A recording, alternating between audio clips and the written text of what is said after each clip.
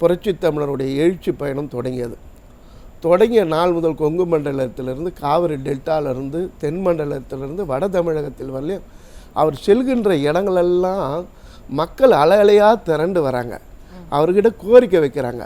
மாணவர்கள் வராங்க, ஐயா எங்களுக்கு லேப்டாப்பே கொடுக்கலையா, இந்த ஆட்சியில் டேப் தரேன்னு சொன்னாங்க, லேப்டாப்பே கொடுக்கல. உடனே சொல்கிறார், நான் லேப்டாப் எங்களோட ஆட்சிக்கு வந்தோடனே. அதே போல் பெண்கள் கொடுக்குறாங்க, ஐயா எங்களுக்கு. உடனே அவங்களுக்கு வந்துட்டு தீபாவளிக்கு பட்டுச்சேலை உங்களுக்கெல்லாம் கிடைக்கும். அப்படி மக்கள் இவர் தான் ஆட்சிக்கு வரப்போகிறார், இவரிடம் கோரிக்கை வைத்தால் தான் அந்த கோரிக்கை நிறைவேறும் என்கின்ற நம்பிக்கை வரவே தான் நாளுக்கு நாள் கூடுது. அதாவது தமிழர்களையும் தமிழ் இலக்கியத்தையும் பிரிக்கவே முடியாதுங்க.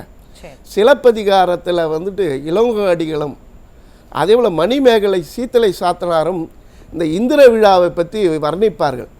அந்த இந்திர விழாவுக்கு கூடுகின்ற கூட்டம் போல், ஆடி தபசுக்கு சங்கரன் கோவிலில் கூடுற கூட்டத்தை போல், வைகையில் கள்ளழகர் ஆற்றுல இறங்குற கூட்டத்துக்கு போல், வேளாங்கண்ணில அந்த கொடியேற்ற விழாவுக்கு கூடுகிற கூட்டத்தை போல, பிரம்மாண்டமா மக்கள் ரமலானுடைய மாதத்தில் முஸ்லீம்கள் தொழுகைக்கு கூடுகிற கூட்டத்தை போல கூட்டம் நாளுக்கு நாள் அதிகரித்து வரவே எதிர்கட்சிகள் கலக்கம் அடைஞ்சு போய் தோல்வி பயம் இப்போதே அவர்கள் கண்ணுக்கு தெரிந்து விட்டது.